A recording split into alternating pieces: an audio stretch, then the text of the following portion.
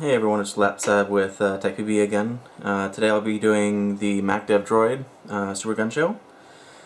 I actually wish that I had done the show on the Droid that I had about a month or two ago, because it had all the three versions of the valve, as well as the three versions of the bolt, which is the original black bolt. Then you had the V1 gold bolt and the V2 gold bolt. I had all the itinerations of it, stock parts on it, and everything else. But this one's gonna be good enough, and it's gonna be a stock Droid minus the fact that it's got obviously does not have the stock Droid grips, and it has a Tadao LED and then the Bob Long cam drive. However, I do have the original ASA from the. It's not from this particular gun, but it is from my Cyborg RX, and they use the same stuff. So it should be just fine to use this one, just to demonstrate how everything works and why I don't like it and whatever else. So this is the Droid. Overall, if you were going Droid versus clone, for example, I would definitely say the clone, because obviously the clone is the newer version of the Droid. But the Droid is still a very solid performer considering when it was manufactured, and then what the prices that they're going for right now. I think they've got to be under 400, even with a OLED board these days. And the prices of the clone are going way down. Some people are selling VXs all the way down in 600, 650, so it's getting really low on the clone after the clone GT came out. So the Droid's prices are also going down with it, and I think that they're a pretty good deal if you don't mind the maintenance and how difficult the bolt system is. I said for a while that I really like the clone's shot and the way that it performs, but I'm not a huge fan of having to deal with all of its parts and complications. So anyway, I'll start off. I'll discuss the barrel real quick. This is the stock barrel that comes with the Droid. It is a MacDev matchstick. It doesn't say matchstick on it, but MacDev, it doesn't want to focus in here. MacDev. They come with a 689, as you can see. Probably upside down, but whatever. The thing that I don't like about the matchstick, other than for modern barrels it's a little bit on the heavier side, but it's not too bad, is that the porting is stupid small. It has 3 rows, if I remember correctly. No, actually it's 4 rows, my bad, of porting, but it's actually fairly small. If you've never held a matchstick up against some of the other barrels, especially Disruptives, any of the Bob Long barrels, even up against things like the Deadly Wind Fiber, what does I have that up against? The Lucky Unitex, like the ones that come on the Demon and the Greed. Those ones are all, they have huge porting. And the matchstick actually has really tiny porting. I have a picture of it up on TechPB, comparing various barrels, and you can just tell that, you can see immediately that the matchstick has really small porting. So it's not really the quietest barrel around, but I don't think it does too bad with the Droid, because the Droid's actually a really quiet gun. So barrel, most people don't really care about the barrels. I care a little bit based on their porting and how they sound, but other than that I don't care about the barrels, because barrels don't affect accuracy unless they're really screwed up or dirty or something like that. And efficiency and sound quality is about the only thing that you're going to get out of them. And efficiency only is based on what your underbore is, if you are underboring. But obviously a massive overbore isn't going to do any good. After that, ASA, I've made my complaints many times in the forums. I complained about this ASA, this very one, on my Cyborg RX video. The problem is that, let me screw this thing off here. First off, you can screw the whole damn thing off, which is always annoying. But the plus side is that since the macro's at the front, you're not going to lose this in the dirt. That is a plus. So it's not a macro at the side where if you screw it too much, this thing's going in the dirt. But anyway, it has this pen that goes back and forth, so as this screws in, it presses on that bar, and then there's a little, not a piston, but it's kind of like a piston. It's like a big rod that moves back and forth, and it's an Allen or hourglass shape, and it slides along in there and then opens up or closes based on how far it is in. The problem with these MacDev ASAs, I'm not going to say anything for the GT, but every other ASA they've made, it activates the tank pin before this thing actually seals. Because like I said, it has that hourglass shape. So, man, I wish I would have brought something to pull this thing apart. I should have gotten needle nose pliers, but like I said in my last video, I stuck them in a bag. I don't have them available. Let me see. There we go. This is the only thing that's inside of these things, by the way. If you have a MacDev ASA and a lot of other ASAs, it's just this little piece here. So anyway, let's get this out of here. It's just a little hourglass shape. And you know, this is the part that sticks out through the front that you'll see if you look down inside your ASA. This O-ring is just for sealing it so that, you know, air doesn't go around and start blowing out the back or at the front or anywhere else. It just seals. And then it has a little O-ring there on the tip. I'm not sure if this was the right way, but it probably is. Anyway, basically what happens is as you screw, it pushes the back of this this little rod, which then pokes out the front, which activates your tank. The problem is as you can see on this hourglass shape, if this part pushes too far forward too quickly, which is what exactly what it does, this part comes out and activates your tank pin, and then it starts gushing air, but it hasn't quite made it into the seal section. So since it hasn't quite made it to where it's going to make a good seal, it starts leaking air around that hourglass section. And that is why I don't really like their ASAs, to be honest with you. It's not because they're bad ASAs, they don't work or whatever else. It's just that it lets out a quick gush of air, and I find it to be quite annoying.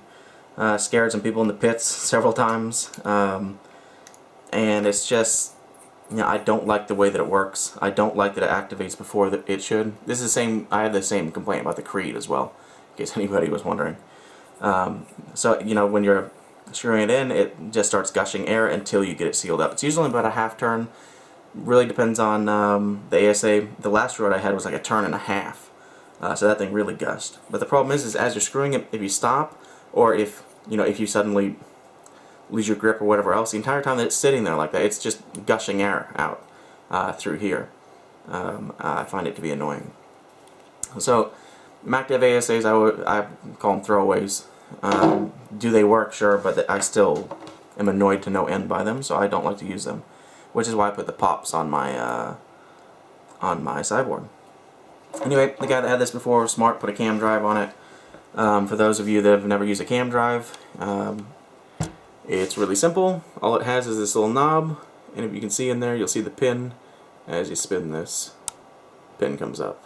Is this thing focusing? So the pin has come up. And then when you let go, as you spin it out, it's not going to drop now because there's no air pressure, but if it was, you know, it would have pushed that thing back into the hole. So they're easy to use. You can actually use them with just a quick half turn.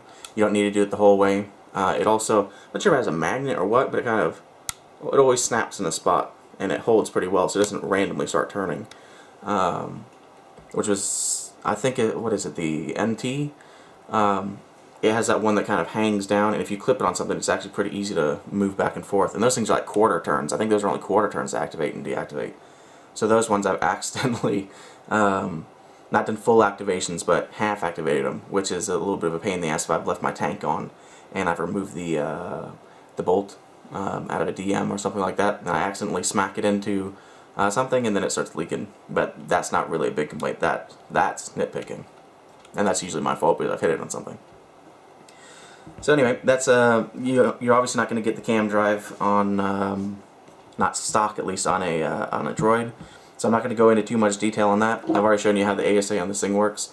It's macro at the front, so you know, it's just a fitting here, this little screw piece here, and then the internal. The rest of it's just a block of metal. I'll do the HPR first.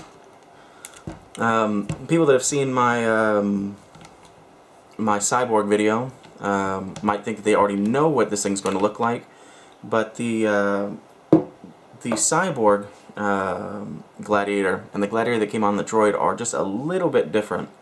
Both of them need a wrench to take apart, but I always leave mine just hand tightened, because if you tighten these things down with a wrench and you need a wrench to remove them, you can have a toolless removal on these things if you don't tighten them too tightly. So anyway, you have a swivel, which is actually a kind of hard turning swivel. These are not, it's not the it's definitely not the Ego regulators. It's not the Hyper 3 or anything like that. The swivel is a pretty tight swivel. I can actually unscrew my regulator based on the swivel because the thing is so tight on there. But it still does swivel. A couple things that you might notice. I believe it's, I'm 99% sure, I didn't check this before I before I started the video, but I'm 99% sure that at the top here, there's usually an Allen key spot, so that you could drop an Allen key in there to hold it. Not with this one, I'm sorry, with the one on my Cyborg. Those other Gladiators, they had spots that you could put Allen keys in so that you could crack them apart, and the Droid doesn't have that. So if you tighten this thing up, what I had to do with this one was you got to get a wrench here on the bottom, and then you have to have some sort of, Mike uses hand jobs. I used kitchen gloves. Actually, you can get really good grip with kitchen gloves. Some people put a wrench on here. I'm not sure. I hate gloss black because it never shows up well. But there's it's kind of a little groove here. There's several grooves along there that you can even see tool marks on it. If you got a wrench on there, but it's not a lot of room, and then the only thing that you're going to get, the only thing that's going to take off is the bottom works, or whatever that thing. So I'm sorry, I'm not really good with the MacDev terminology, but I think this is bottom works and this is top works. So you're still going to have to use tools to get this thing apart. This bottom section, it's a swivel. There's nothing to do inside here. It's just the swivel. If you wanted to rub a little bit of lube on there, you could, but it's not really necessary, I don't think, as long as you lube the rest of the sections. This here is just your, it has a regulator seat, but it is your velocity adjuster. So, you get in there with a Allen key and adjust your velocity. I'm sure you could screw this thing out. There might be an O-ring. I would bet that there's, hello, there we go. I'll actually screw this out a little bit. There is an O-ring. So this is your adjuster, and the rest is just a straight through shot. It just has that one O-ring on it. It shouldn't really have enough movement on it to where you're going to want to check this unless it's leaking out the bottom of the regulator. If you got leaks out the bottom of the regulator, then please do yourself a favor and pull that thing out, but it shouldn't really be necessary. So I'll just pop this thing. It has another O-ring, which actually seals. Get a Allen key here. It's this O-ring here. Again, I'm sorry about the black on black, but it's this O-ring here that seals along the swivel. And that's the bottom section. There's nothing else to really do in here. So set that aside. Now the issue becomes here if this thing's been tightened down with a wrench, because now, like I said, typically you'd have an Allen key or something else that you stick it in here, and that would hold here, and you could get in here with either an Allen key up through the top, or you could use a wrench here and break it off. They didn't have that on the Droid, so I think I only have mine hand tightened, so I can still get mine off. But if you don't, if this thing is tightened and you don't want to use a wrench, I'm pretty sure that it's this size. What size is that? It is a 1/8 inch. You'll see, hopefully, you'll see holes here. You can get a 1/8 Allen key in through there, and then you're definitely gonna want to get something. At least wear gloves, because these threads here I've sliced the crap out of myself on several times. Because if you're really gripping and it's not moving, those threads are just gonna eat your hands up. But anyway, you'd get gloves with some sort of grip on, hold this, and then just use the leverage of that Allen key to get it off. That's if you don't want to risk damaging it by using wrenches. Wrenches are such damaging tools. I really don't like to use wrenches. But like I said, as long as you only hand tighten these things, it's still going to seal all the way up. It's not going to leak or anything like that, and you'll always be able to get it off with your hands. So I always suggest just hand tightening these things. There's absolutely no reason to use tools to do it. You have 2 O-rings here. Let me get a... There we go. You got one there, and then another one here on the side. They're what I like to call like non-essential O-rings. They can get a little bit beaten up. They're not going to have any sort of movement on them. They are just kind of like friction seals. You screw these things into something, and when it holds, it's just thread lockers and to provide secondary seals and stuff like that. Now, I have chewed up O-rings on those things all the time. As long as they get compacted in, they're good to go, because that's really what their purpose is. Other than that, it's just some threading inside, which you probably can't see because this thing doesn't want to focus. There we go. A little bit of threading, and then it's a straight through shot. Nothing else going on. Here is where you're going to have the rest of your, you know, typically you'd have shims and stuff in here, such as with the Gladiator that I had on my Cyborg. But one thing I do like with the Droid is they still used springs back then, instead of going over to the shims, and I love spring-based regulators. It's like the best thing I know, because to be honest, I think it's kind of a pain in the ass with shims. You're always having to worry about dropping them out, and then you need to know what order they go in and how many there are, unless you know you've dealt with the gun before. So anyway, you've got the piston, just a single O-ring, nothing fancy. I'm not going to re-lube this thing. It really doesn't need it, and it's cleaned. I actually went through it yesterday. But typically, you know, I would just take my microfiber, wipe it off, and then just rub a little tiny bit of lube on there. I'm going to be using gun salve today just because I like it. It's a little bit smoother. I feel that, especially in like warmer heats, it seems to really become thin. So I'm not going to be using militia lube on this, even though a lot of people suggest militia lubes on their MacDev guns. I still like gun salve on the Droid, and really on the clone, but whatever. So anyway, there's nothing else in here. This thing's just a shell.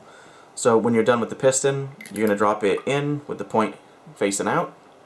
Remember that little point section right here, when this thing all comes back together, it's going to be on that regulator seat. That's what that piston sits on. Next, you know, you have your spring. You don't really need to lube springs. You might want to just get a little tiny bit on there because you never know. But the only thing you do with them is just drop it right in. It doesn't matter which direction it goes. And then next, this thing has 2 sides. This little disc, it has, you know, it has one O-ring, and then it has a little tiny one. I'm not sure if you're gonna be able to see it, but there's a little tiny O-ring in there as well. That again, you're not gonna have too much problems with. So those are things that you don't really need to pick out and try out. They're a little bit difficult to pick out, actually. So don't go screwing around with them. You're definitely going to have to stab the O-ring to get it out with a pick.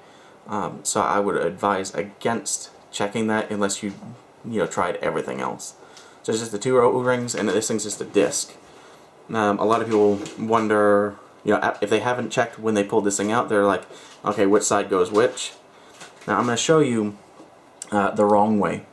I'm going to put this thing in the wrong direction, and I will show you how you immediately are going to know that this thing is the wrong direction.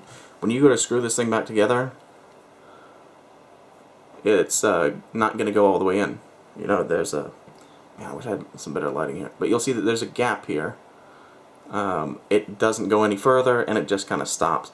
You get a fingernail in there, or you could... I can almost get this Allen key in there. So you'll know that this is definitely the wrong direction. But a better way, let me just push this thing out. A better way of knowing is when you have this top section here, it's actually going, it has a little lip, and that lip goes inside this little circular section. So it just kind of sits there. It holds fairly decently because of the lube. It'll put just enough stiction on there to hang on. Press that back down in there. And then all you gotta do is when you're putting it together, kind of get the piston lined up so that it's on in that hole. God damn you. Well, now it's gone back inside. But whatever, that still works. That's not a problem at all. Fight the spring a little bit here. And then when you have it all nice and tightened up, you will see that it does not have the large gap as it did before. So, now that thing's put together, that's the HPR. There isn't anything else to it. It's a really straightforward, simple HPR. I just wish that it was originally made with the idea... I'm going the wrong way here. Originally made with the idea of you know, using tools that don't involve a wrench. Allen key based would be much better in my opinion. But like I said, if you don't tighten it down with tools, you don't need tools to take it back apart. It's just like when you put lug nuts on a car. You know, if you're putting, or if you change your tires and stuff, you use an impact wrench to put them on, you need an impact wrench to take them off, and vice versa. So I always advise against torquing it down with a wrench. One thing that you might have noticed, this thing didn't have a filter on it. A lot of the MacDev regulators have filters on it that go around. I'm getting just the top works here, aren't I? Damn it. My hands are too greasy. A lot of the MacDev regulators have a filter that goes around this section here. I don't actually know if the Droid originally had that. It's possible that one of the owners removed the filter, but this might be from before the Gladiators had a filter. So if yours has a filter, it's just a little mesh, kind of like cylinder looking thing. So if that is there, just put it back. I don't know if those filters are really needed. A lot of us aren't getting really dirty air. That might be kind of like a from the past kind of deal, but you know, it's never a bad idea to just smack the filter on. It's definitely not going to hurt anything. The Droid also uses a front block system, although since it has an LPR, it's not really a full out block. So people that are used to maybe more modern guns or something like that won't be used to seeing this, since front blocks don't really get used anymore. It was a technique that they used to use a lot back in the earlier 2000s, mid 2000s, stuff like that. My what's it called? I can't believe it. The Legend. Okay, my wife's Legend. It has a front block on it, as well as several other of guns in that area. Yeah, Droid still has a front block, but it's not a big deal. It's just the two screws. I should have been explaining that as I took it apart. It's just two screws. You got one inside the actual HPR screw-in section, and then one right behind it. And then this part just comes straight off. I'll drop the screws out.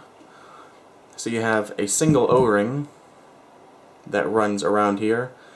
This hole in the center is where the screw comes through, and the hole right there is what actually delivers air. And for anybody wondering why there's such a large O-ring to go around it, if you see on the connection section, let me get the macro line out of here, you have 4 holes here. This one is for the back screw, this one is for the front screw, and then you have these 2 air transfer holes. This hole goes that way, and then this hole goes that way. So you're going to want to make sure that those are unobstructed. If you have any sort of gunk or crap in there, quickly wipe it out. This one's clean, but I have seen guns in their air transfer holes here that had a lot of lube, especially people that are used to old school guns that kind of spray in a little bit of oil in here and then blast it through the gun. You should really never do that with spoolie and with a lot of even the modern guns, especially electros, because there are a lot of solenoids that this will be problematic for. So I suggest against that. But there are still people that do it, or they've really over-lubed their HPR and it gets blown into these air transfer holes. So just quickly you know, wipe them out, make sure it's nice and clean. As you can see, it's nothing complicated here. It doesn't have an LPR, so it doesn't really have anything else going on. There's no pop-it to get to or anything like that. So it's pretty straightforward for taking apart that. You got the shorter screw goes on the back section, and the longer screw comes in the middle. Getting this longer screw in is a little bit tricky. Basically, what I typically am going to have to do is stick that on one of the short ends of your Allen keys. And if you try to flip this thing upside down, unless you have a magnetic one, it ain't going to go. And I'm not even sure if these are going to be able to go magnetic. So I suggest that you hold it like this and then try to get it in through the hole. See, it's pretty easy, actually. As long as you keep it this way up. Just hold that up and in. And I'll just let that one drop. And then stick. You know, I would screw it in now. I'm going to leave it off while I take off the frame. So today I'm going to take the frame off before I take the bolt system. Again, just 2 screws. It's much easier to deal with this frame when you, really with any frame, as long as you have the HBR off. Removing HBRs is always a good plan. There's plenty of room between the screw on this frame and the actual back of the frame, so you don't have any problems with kind of like only getting half turns with the Allen key because it's smacking into it. But, oh boy, really crank that thing down there. There we go. It's not the case with the trigger guard. You can still make full revolutions, as you can see here, but I don't like really nicking my the anodizing on my guns because I don't like to leave marks. It probably won't leave marks, but you can never be too safe as far as I'm concerned. So in here, as you... One second. Make sure you drop the screw as well. You have just... Where are we? Spin that around. It's just a solenoid, really. It's a direct mount solenoid, so there's no wires. Oh, I'm sorry. There's no hoses or anything like that. You don't have any barbs you need to worry about or anything. It just has, you know, it sits directly on its manifold, and it's just the solenoid and the manifold. Unless you're having leaks in between the frame and you're pretty damn sure that it's the manifold or the solenoid, I suggest against ever removing a manifold or a solenoid. I actually kind of, as far as the fact that this thing's a pretty complicated gun once you get inside the bolt engine, it's pretty straightforward on all of its other stuff. You know, the HPR is pretty easy to work on. It's pretty easy with the ASA, and then once you're in here, there's not anything going on either. The front block's easy to get out because it's not a plug or anything. So it's a pretty good system that they've got there. So I'm not going to make too many complaints in that department. You do need to make sure to be careful when you're getting this frame back on, because as you can see, you're going to have wires on both sides here, and you are not going to want to chop any of these wires. It's just way too easy to pinch something, and then you are going to be having a bad day. Here we go.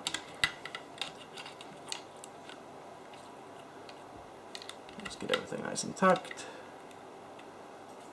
I'm going to get in here with an Allen key. This yellow and black's giving me problems.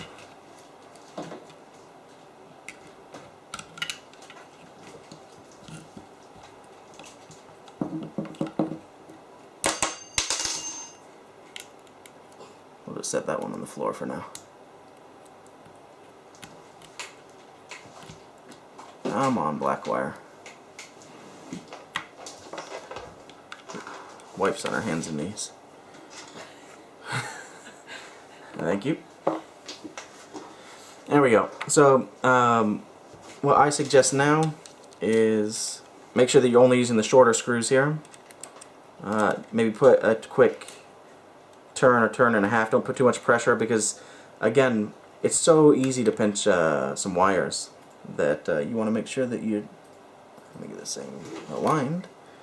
You're going to want to make sure that you don't accidentally cut any wires or pinch them. And remember, like I said, it's the shorter screws. The longer screw is only for that the inner section of that front block. Oh, come on. I have like the worst luck with frame screws, I swear to Christ. There we go. So just enough to get it held on. Check along the sides here that you don't have any wires hanging out that might get pinched. It is very easy to do, as you can see here. No, okay, and then of course he fell back in. That black one decided to peep out and give me crap again. Anyway, make sure that you don't have any wires hanging out on the sides and that everything's sitting flush. clamp it down with your hand, and then you just tighten these two screws on. And if anybody's curious, when you're putting a frame on, if you tighten it down, yes, it most certainly is going to cut a wire. It might just pinch it, but it's still more than capable of cutting wires. I actually cut a wire last weekend, so I was fairly unhappy about that situation. Anyhow, so that frame's back on. I'm not sure if anybody's paying attention, but the on and off switch, as you can see here, it's just blank here on the back. It's a little bit rounded off. It doesn't feel too bad. It's not really rounded off, but it doesn't have any sharp edges, which is actually kind of nice. But it is still a little bit of a blocky frame. But anyway, no membrane pad or anything like that. It's just a little switch back here. I actually really love that design. It's probably one of my favorite things about the Droid, actually. The on-off switch is just nice and easy. As you can see, it's an OLED. Where are we? There we go. It's just an OLED. But it's really nice. This is switch it on, switch it off. I don't know why they went away from it, to be honest with you. I thought it was really nice. Membrane pads always piss me off. They get messed up. The buttons get kind of squishy, and whatever else, get paint in there, and everything goes to hell.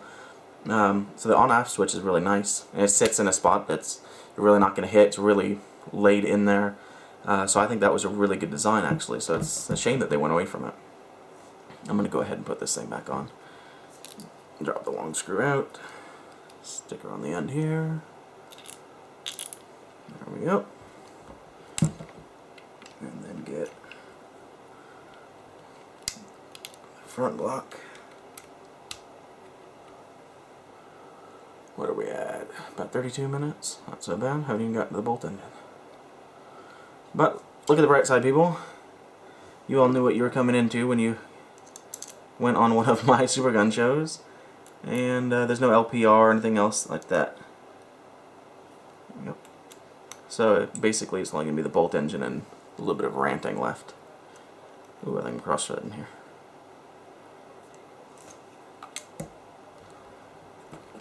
There we go. There we go. Oh god, I hate when my hands are all covered in grease. Makes everything a pain in the ass. There we go. Front block's on. I'll go ahead and put the HPR back on as well. For anybody wondering, with the the taped up what is that, macro fitting, and then the long ass macro line, this is the way it came. So it's not my creation here, and definitely not something I plan on keeping. But whatever.